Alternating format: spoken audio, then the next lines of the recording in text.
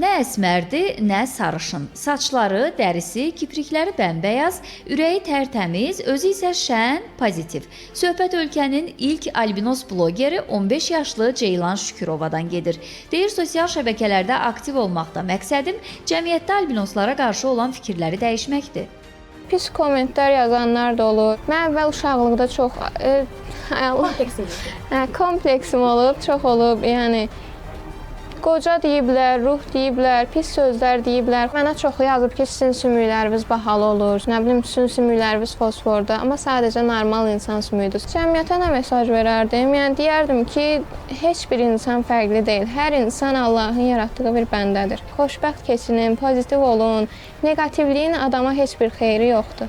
Ceylanın nə indi, nə də gələcəkdə saçlarını boyamaq fikri yoxdur. Çünki o, özünü olduğu kimi qəbul edir və belə xoşbəxtdir. Albinos olduğu üçün özünə qapananlara isə tövsiyələri də var. Mən Azərbaycandakı albinoslara da nümunə olmaq istəyirəm ki, siz də çölə çıxmağa utanmayın, yəni siz də ayrı seçkilikdən qorxmayın. Məndən sonra neçə albinos gördüm ki, TikToka başlayır. Mən də qürurlanıram ki, mənim kimi albinoslar gəldi TikToka, özlərini tanıtdı, yəni utanmadılar albinosluğundan. Müsahibimin valideynləri daim ona dəstək olurlar. Atası Vüsal Şükürov deyir ki, sosial şəbəkələrdə video çəkmək təklifi elə Ceylandan gəlib. Doğuluşdan belədir, bəli. Bunu verənə şükür. Ya sonradan bir dənə çıxma vurdular, ağardı. Bir çəkdi, özümü gülmək tutdu. İki çəkdi, özümü gülmək tutdu. Üçüncüdə dedim,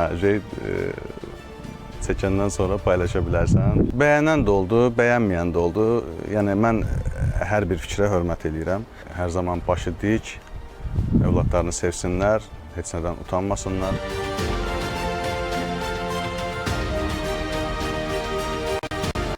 Mən deyərdim ki, bəli, bizim düşüncələrimizlə, məntiqimizlə adi insanlardan fərqlənmir, bir dənə ağ saçlarla fərqlənir. Onlar dünyaya mərhəmət, sevgi yaymaq üçün gəliblər. Biz canlı açmamışıq, biz video paylaşmırıq ki, hər ürəyi istəyən gəlib orada, yəni öz kinini, nifrətini. Niyə görə bunu yazmalıdır ki? Əlbəttə ki, təsir edir, çünki mən anayam.